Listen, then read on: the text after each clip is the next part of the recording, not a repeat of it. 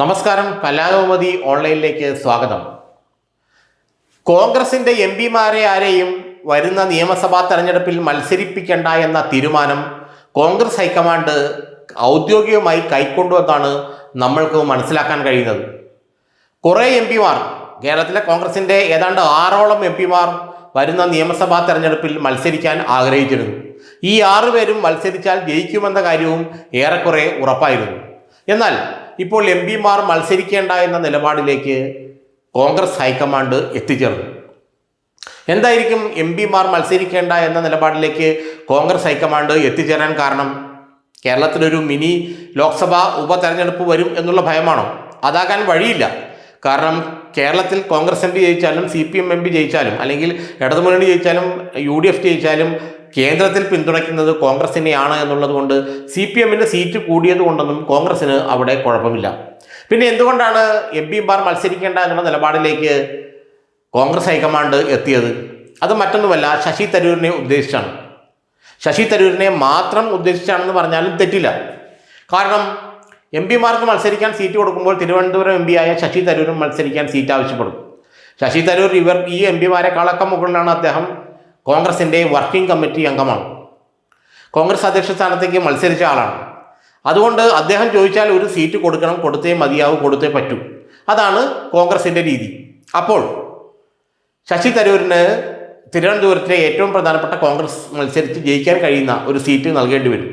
ശശി തരൂർ നിയമസഭയിലേക്ക് മത്സരിച്ചാൽ അദ്ദേഹം ജയിക്കും. അദ്ദേഹം നിയമസഭയിലേക്ക് മത്സരിക്കുന്ന ഒരു സാഹചര്യം ഉണ്ടായാൽ തന്നെ അദ്ദേഹമാണ് മുഖ്യമന്ത്രി എന്നുള്ള ഒരു ധാരണ പൊതുവെ പൊതുസമൂഹത്തിൽ പടരും.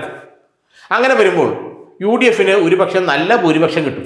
ശശി തരൂരാണ് മുഖ്യമന്ത്രി സ്ഥാനാർത്ഥി എന്നുള്ള ധാരണ പടർന്നാൽ, അത്തരത്തിലുള്ള പ്രചരണം ചൂടുപിടിച്ചാൽ UDFന് നിഷ്പ്രയാസം ജയിച്ചു കയറും. അങ്ങനെ വരുമ്പോൾ UDFന് ഭരണം കിട്ടിക്കഴിഞ്ഞാൽ ശശി തരൂർ മുഖ്യമന്ത്രി സ്ഥാനം ആവശ്യപ്പെടും. കാരണം താൻ മുഖ്യമന്ത്രി സ്ഥാനാർത്ഥിയാണെന്ന് ജനങ്ങൾ വിശ്വസിച്ചത് കൊണ്ടാണ് UDFന് വോട്ട് ചെയ്തത്. അതുകൊണ്ട് തന്നെ മുഖ്യമന്ത്രിയാക്കണം. ശശി തരൂരിനെ മുഖ്യമന്ത്രിയാക്കാൻ മുസ്ലിം ലീഗ് അടക്കമുള്ള കക്ഷികൾ അനുകൂലമായിരിക്കും. മാത്രമല്ല, ശശി തരൂർ കോൺഗ്രസ് പാർലമെന്ററി പാർട്ടിയിൽ ഒരുപക്ഷെ വോട്ടെടുപ്പ് ആവശ്യപ്പെട്ടാൽ, രഹസ്യ ബാലറ്റ് ആവശ്യപ്പെട്ടാൽ അദ്ദേഹം മുഖ്യമന്ത്രി ആകാനുള്ള സാധ്യതയുമുണ്ട്.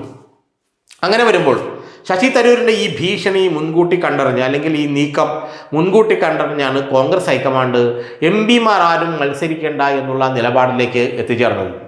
KC വേണുഗോപാലിന് മത്സരിക്കണമെന്നും ആഗ്രഹമുണ്ടായിരുന്നു. പക്ഷേ ഇപ്പോൾ അദ്ദേഹം ചാടിക്കയറി മത്സരിക്കണമെന്ന് പറഞ്ഞാൽ അത് വലിയ പ്രശ്നമായി മാറുന്നതുകൊണ്ട് അദ്ദേഹം പതിയെ മാറി നിൽക്കുകയായിരുന്നു.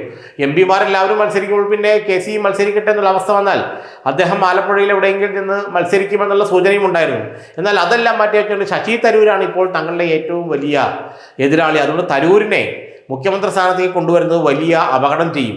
അല്ലെങ്കിൽ തരൂർ മത്സരിച്ചാൽ അദ്ദേഹം മുഖ്യമന്ത്രി സ്ഥാനാർത്ഥിയാണെന്നുള്ള പ്രചരണം കേരളം മുഴുവൻ അലയടിക്കുമെന്നും മിഡിൽ ക്ലാസ്, മധ്യവർത്തി സമൂഹവും മറ്റ് പുരോഗമന ചിന്താഗതിക്കാരുമെല്ലാം കോൺഗ്രസിൻ്റെയും UDFൻ്റെയും പിന്നിൽ അണിനിരുന്ന UDFനെ വൻ ഭൂരിപക്ഷത്തോടെ വിജയിപ്പിക്കുമെന്നും, വിജയിച്ചു കഴിഞ്ഞാൽ പിന്നെ തരൂർ തൻ്റെ ക്ലെയിം മുന്നോട്ട് വെച്ച് മുഖ്യമന്ത്രി സ്ഥാനം ആവശ്യപ്പെടുമെന്നും, അങ്ങനെ ആവശ്യപ്പെട്ടാൽ കൊടുക്കാതിരിക്കാൻ കഴിയില്ല എന്നുമുള്ള അവസ്ഥയിലേക്ക് എത്തിച്ചേർന്നതോടെയാണ് എം പിമാരും മത്സരിക്കേണ്ട എന്നുള്ള തീരുമാനം കോൺഗ്രസ് ഹൈക്കമാൻഡ് എടുത്തത്. ശശി തരൂരിനെ വെട്ടാൻ വേണ്ടി മാത്രമാണ് എം പിമാർ വേണ്ട എന്നുള്ള തീരുമാനം കോൺഗ്രസ് ഹൈക്കമാൻഡ് എടുത്തതെന്നാണ് ചില കോൺഗ്രസ് നേതാക്കൾ നമ്മളോട് രഹസ്യമായി പറയുന്നത്. കാരണം ശശി തരൂരിന് ഇനി ഏതായാലും കേരളത്തിലെ ഒരു നേതാവിനും ശശി തരൂരിന് താല്പര്യമില്ല. എന്നാൽ കോൺഗ്രസ് അണികൾക്കും MLA മാരാകാൻ ആഗ്രഹിക്കുന്നവർക്കും മറ്റ് ലീഗ് പോലുള്ള ഘടകകക്ഷികൾക്കും ഒക്കെ ശശി തരൂരിനെ താല്പര്യമുണ്ട്. പക്ഷേ കോൺഗ്രസിലെ ഒരു നേതാവിനും, കേരളത്തിലെ കോൺഗ്രസിലെ ഒരു നേതാവിനും ശശി തരൂരിന് താല്പര്യമില്ല. അതുകൊണ്ട് തന്നെ തരൂരിനെ മുഖ്യമന്ത്രി സ്ഥാനത്തേക്ക് കൊണ്ടുവരുന്നാൽ അപകടം മനസ്സിലാക്കി കോൺഗ്രസ് ഹൈക്കമാൻഡ് അദ്ദേഹത്തെ വെട്ടാനെടുത്ത തീരുമാനമാണ് ഒരു MP യും മത്സരിക്കേണ്ട എന്ന തീരുമാനമെന്നാണ് ഇപ്പോൾ നമുക്കറിയാൻ കഴിയുന്നത്.